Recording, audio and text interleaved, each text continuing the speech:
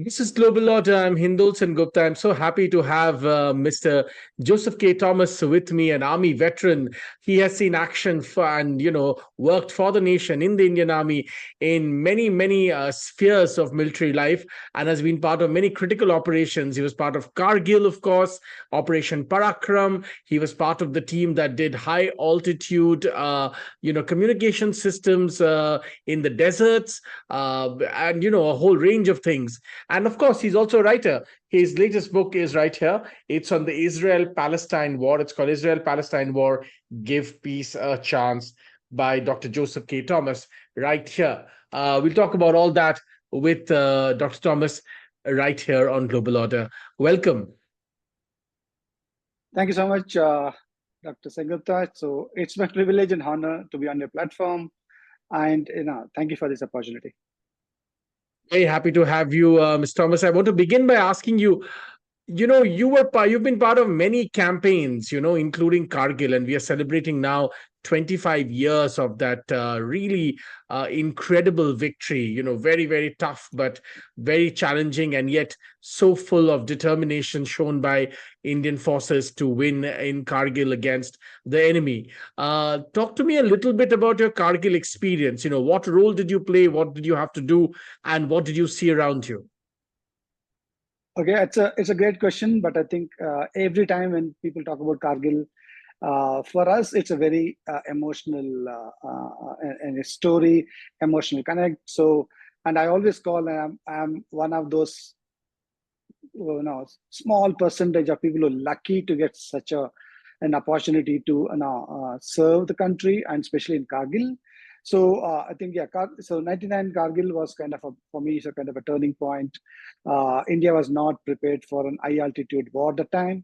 And you will see initially, you see the number of casualties and whatever happened, just typically shows that, okay, we are not ready at all. And we never fought a very long time such a battle.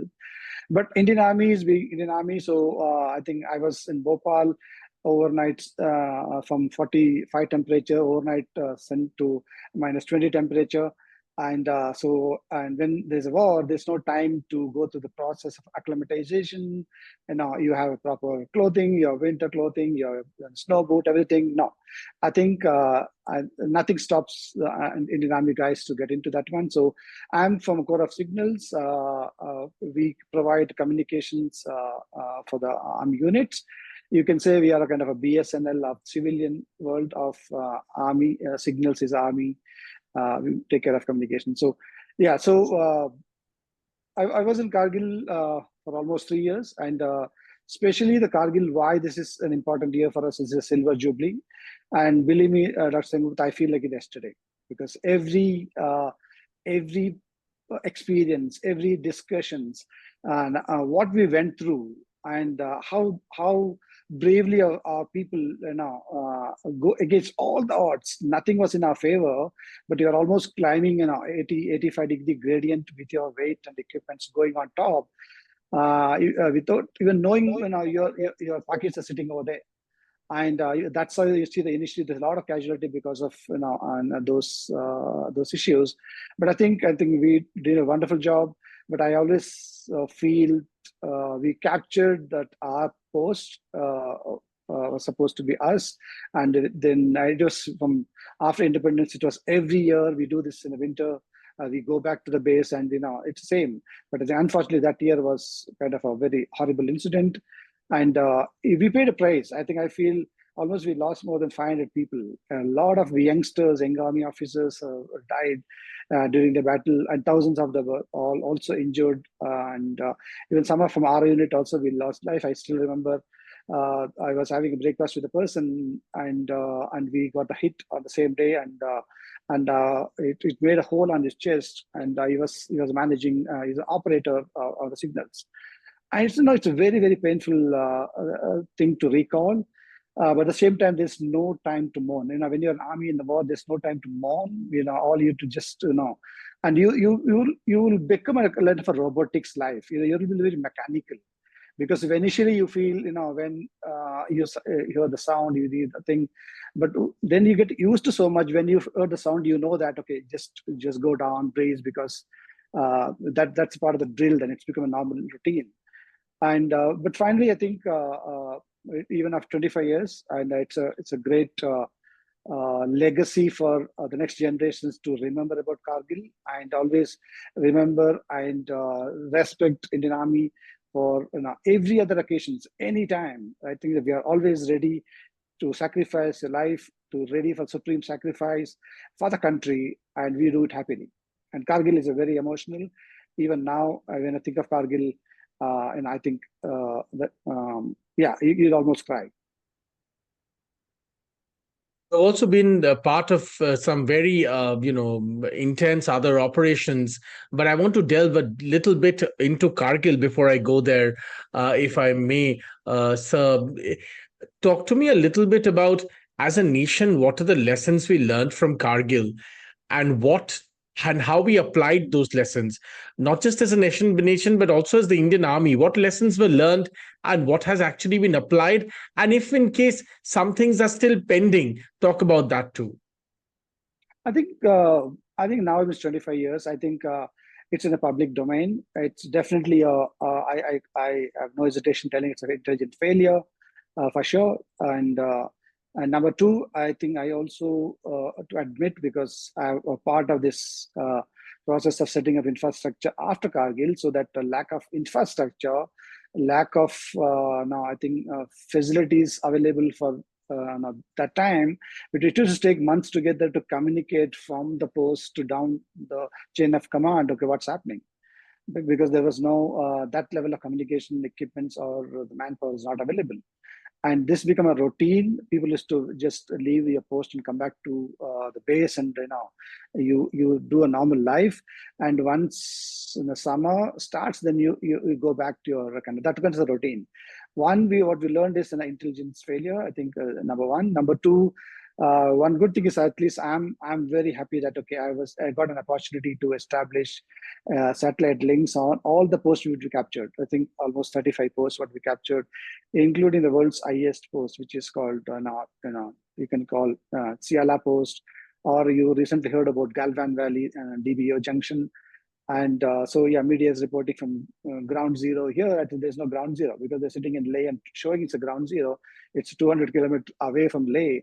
And I think we established those links. So at least today, when I sleep, I have the satisfaction of okay, our boys are on the post. They can call a local call to Delhi, local call to any formations and say what's happening. Every day, the real time reporting is happening. So that means that's fantastic news, because communication is very very key. And that's happening from a communication, and especially the telecommunication side.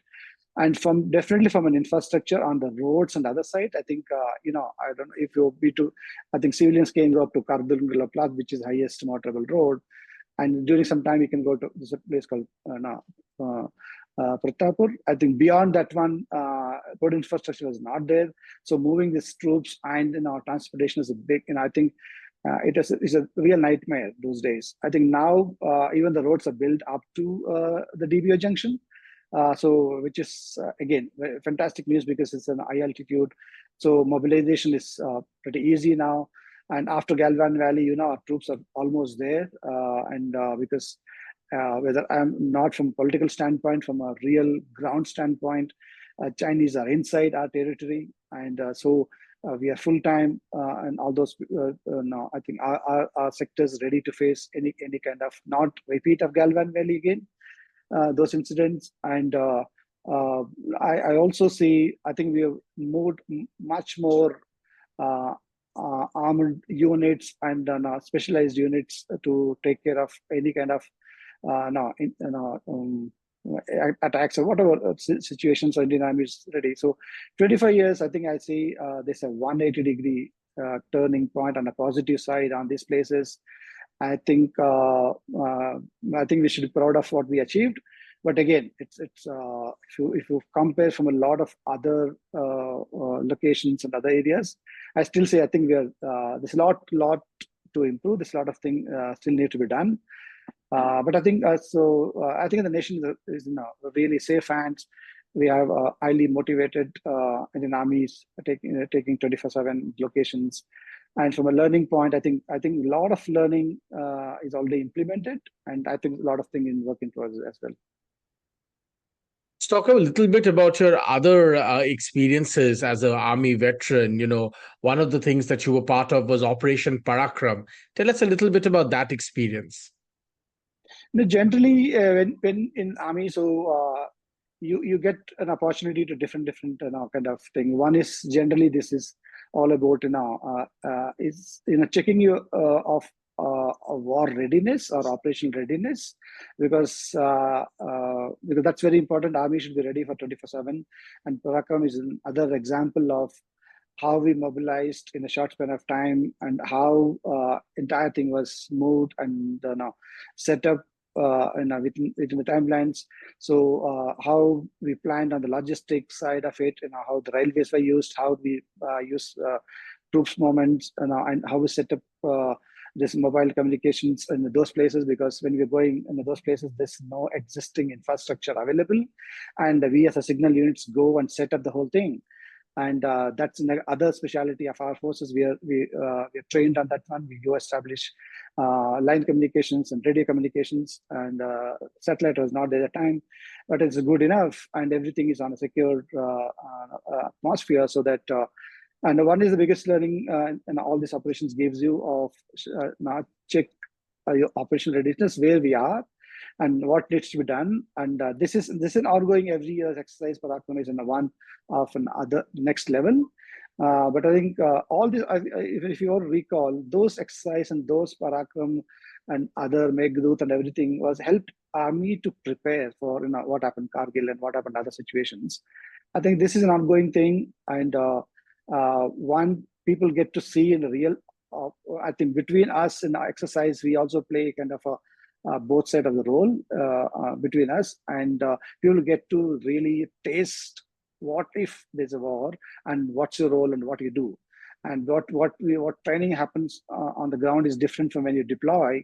And the Parakram is a great example of experience in a real-time war, and what's your role and what you do, and how to motivate your team. And that's another great exercise, because you're not in a status quo situation, you're not in a comfort zone because you're pulled out to a place where there's nothing, but how you adjust and adopt and ready for the war kind of situation. And yeah, absolutely. So everything is an experience, and that's how every year, every exercise, you learn and grow and develop your team. I were to ask you, in your entire career in the Indian Army, what was the most interesting experience that you ever had, which really taught you the maximum? What would you say? I think Kargil is always on my list of top, because again, including the satellite communication, something new at the time, because we didn't have the technology, and we are actually partnered with another agency. I think it's our public domain. I can call. We are partnered with HCL and HFCL Telecom, and I have to set up the team and train them, because this is absolutely new. Our technicians and team is not aware how to use it, even how to set up a satellite link on a mobile vehicles. Now, for example, as a journalist, you must know your on OB vehicles and how you move around, how set up. So in those days, these are all very new. And for us, the biggest challenge was Dr. Sengupta. If you're in Delhi and Bangalore, it's easy. You get how much manpower you need. You get a transportation, you get a vehicle, just go 10 people, and now you could set up a whole thing. But just imagine if you want to set up something in Tiger Hill. So think from a logistics standpoint, how to get this equipment there, because there's no transportation, there's no way of carrying anything on the top, because it's not even roads, and for all the reasons you can't even carry on again. There's a plan of helicopters and dropping. It didn't happen. So literally every unit, every team is a small team of 5 people. Believe me, I think what I did is, and always give example when I'm after joining IT in a corporate world, IT, when people talk about so difficulty in project management, I tell them, guys, just go and see what our Indian Army is doing. They are not sitting and cribbing about, okay, I cannot carry generator. You know what we did? We dismantled generator into 4 different pieces. And I, as a lead, took the heaviest one, and I started walking, and everyone followed. That's the beauty of Indian Army. because we don't crib and cry for the problems. We find solutions, and you can't get it done in a. I'm telling you, 20 years in a corporate world. And I know that in the simple things, how much people talk about the comfort, and the timelines. And okay, I'm working 8 hours. Come on, 24 hours, the same spirit, same motivation. We do this one. So generate is the biggest part. Then tele equipments, then in everything. Go set up whole thing.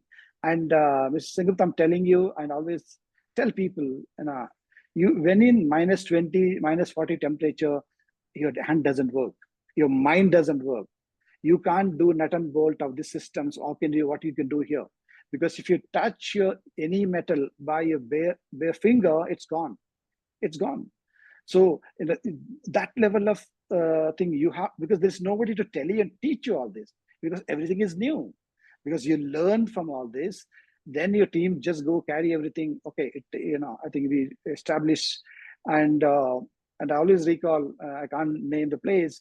It was almost -40 temperature, and almost 6-7 feet of snow. I can see only the snow, zero, nothing else. And so I'm carrying this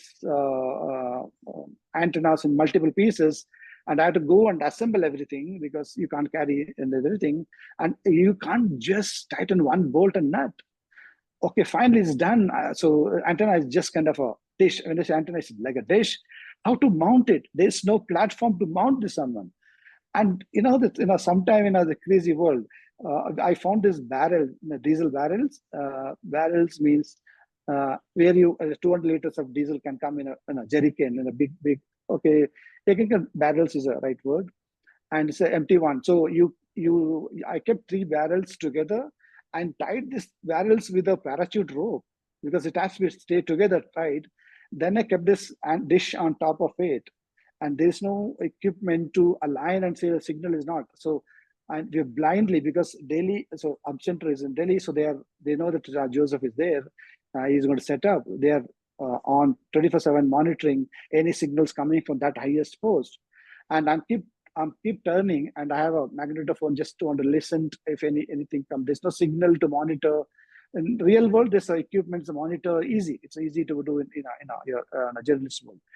And finally, I heard kind of a little noise and a bit of noises. Then I understood, okay, we're almost there, because I don't know degree and directions where I'm turning, and because everything is snow, because we don't get a line of sight. And then finally, I heard, and I called, and I always remember the date, 15th August 2000. This is Independence Day 2000. I'm standing on highest post and telling, okay, I'm talking to Delhi Center. It's kind of a joy to see now what an army and our people like us, we do in a day-to-day life. And there's no other project I did in my life. Anything is better than this one. It was not an easy one, but I always remember every bit and pieces of this. And today it's working, and people can call. And for me, this is the highest satellite link on the world. And we can't technically claim the credit, because of that's our confidential projects. But yeah, I'm proud of I did that, and I got opportunity. And my boss, That is that is an incredible story, Mr. Thomas. I'm so glad you shared this with us. This is an incredible story. Most Indians should listen to these stories and understand what kind of sacrifices go into really maintaining the sovereignty that we so take for granted every single day. It's a great story. Thank you. Thank you for sharing this with us. Let's come to your book now, Mr. Thomas. Wonderful book on the Israel-Palestine war. Talk to me a little bit about how you came to write this book. Why did you get interested in this subject? And according to you, what is the new perspective that you brought in this book? Okay, it's a great question. So maybe because of my background, I'm always liked or interested in geopolitics of the world. So, and as you see, previous book was this one, Russia-Ukraine war. And surprisingly, both are ongoing war, and both the books are available. So just from a context, because I know a lot of people, when they write books from an author standpoint, it's a topic for them, and they write, right? So when I look at geopolitics, and especially on the war, then I am able to connect what we're talking, right? And every other things when I connect, because I was there, I was part of one such thing. So I know what's been a war zone what to be, what is meant for the two different countries, and so this always pulls me into this one. Uh, and I generally my topics are always current geopolitics, and it's back to back. It's just it's happening. So this was not a planned one. This was just a coincident. My last chapter, I was just finishing my last chapter, and I was just almost done. Then that day's early morning news was this: Hamas attacked Israel. I told, no, no way, it's not possible, because I have been to Israel many times. I know what these guys are capable of. People cannot just go and fire, hundreds of missiles to Israel. It's impossible, because the biggest point of Israel is about, and if you know, this is something called Iron Dome. This is radar interceptors which can track, and you can even destroy within the seconds of the moment you launch. They can track it, and they can even destroy mid-air without even and it also calculates where and what is the kind of a population, what kind of a damage is going to do. I think $1 billion system, but I think one of the best system in the world. And I also been, because of my job, even from another Holy Land trip, I've been to Israel, and I know that this whole country is always it's a kind of a ready for war situation. You everywhere you see people are, even children are going to an high school and colleges. They carry a bag and weapon together. Just imagine, you don't see that in any, and that level of preparedness in this country. Because of geopolitics and the locations, because this is all surrounded by other Arab nations. Israel all, I think he invented all kind of technology in the world, and this is one of that. And every buildings, even the mall, schools, hospitals, everybody is straight. When there's this alarm and the siren, you just go by default to your underground bunkers and stay there. And that in the entire nations, I call peon to a prime minister, or from a coolie to a collector, everybody is a soldier. The nation is always, even people working within our companies from Israel, they every year they go 2 months for the service, and that's the kind of thing they do. And so for me, it was very surprising it happened. And then I questioned the status quo of Israel. Is it really? Because then I questioning, okay, what about this guy, the Mossad of the world? And I think I know definitely they're one of the best in the world. But my question is, you can have a Pegasus to monitor and see what's happening in somebody's in a bedroom. Come on, guys, you didn't know what was cooking or in your backyard. How this happened? Because and later you realize, look at the kilometers of tunnel they did, right? And it was 5,000 missiles and the rockets were stored underneath the thing. And if Mossad didn't know this one, it's impossible.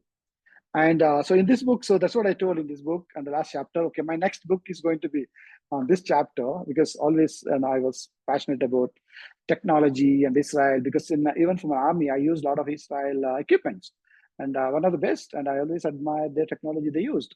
And for that surprise and that incident, I think turned the whole story into a book, Mr. Sengupta. My last question to you, what are you writing next? And, how will you bring in all your military training, your love for technology, your understanding of situation on the ground into what you're writing next? I think a lot of people ask this question, and at least when I started, my first book was India, the Next Superpower. And for me, still I call that I'm a dividend author, and I don't have that kind of a strong background or something. I'm just an average guy, but I'm a great soldier. I served the nation. At least I know when I'm talking. At least I talk from a data. I don't just say because I don't write. And in that my first book, there's a chapter on Kargil Diary, and where I captured this small story about Galvan Valley and all this kind of thing.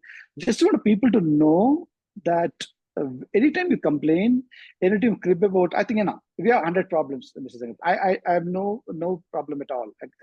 I think, but when you complain, and don't forget, now somebody is standing tall and -60 temperature happily, I'm taking care of you. That's what you're able to still cry and crib about all this. Like, okay, so be thankful to your country, and be thankful to people who are now serving happily. And number two is also I think I traveled almost, let's say, around 75 plus countries so far. I've been to United Nations. Every time I go back and I stayed in the best of the place. But even when you come back, and once you reach airport and when you reach Bangalore, I find people can complain about other things. Right? I say this is the most beautiful place. Look at the weather. Look at this feeling of I'm home. Right? The 5-star facility hotels cannot give you the feel of a home at home. Your bed, the simple things you feel so much about as Indian. And again, and I go to United Nations, I was only looking for one flag out of 2,200. It's only one flag. That's my flag. Where we are. My one day, my body will be wrapped, and I get the honor of serving this nation. And that's how we are. So definitely, I'm going to write something about this overall experience into my maybe. I'm too early for an autobiography, but for sure one day. And I just want to share all this experience for next generation to at least to appreciate and value your country. And your day will come. You do not go for like and explore your job opportunities, and you study here, go and serve somebody else. Now serve here. This is the country. I want our people, our children, to make next Google in India, next Microsoft in India. I want our children to be the CEOs of those companies in India. I want this US, European people coming and working in India under our CEOs and our children. And that's the day. And I want to give this perspective. It's why it's even an army guy is possible for me. And you guys are blessed with so much of things today. Look at the technology available. Look at the information's available, and you have a great country and best people, best motivation, and so one of autograph for sure in some time. So next, I want to. I think there's a lot of book about leadership and other things. I want to write about human leadership. So because people management is the biggest skill today, if you want to be in a corporate world. There's a lot of book on leadership, but in the real world, people management is very clear. I want to write my experience from an army guy, from a corporate guy, as an educator, running schools and managing children. All these multiple things, how I'm able to manage and adopt. I want to put into a book so that it's kind of handbook for people just to refer. And so that don't reinvent the wheel. Just it's all there. It's everything's available. Just look at. I think you get to see. So a couple of in the pipeline for sure. Ideas, great ideas, Yeah. Mr. Thomas. Well, thank you very much for talking to us and incredible stories from your life as a soldier. And congratulations once again on your new book on the Israel-Palestine war. Thanks, Mr. Thomas, for your time. Thank you. Thank you so much again, Dr. Sengupta. It's an honor, and I read about your thing, and I watched you before, and you're doing a great job. And for me, it's an honor. And we are talking once again. Thank you for this opportunity. Thank you very much for your time. Thank you. Very kind Bye-bye. words. Thank you very much. Bye bye.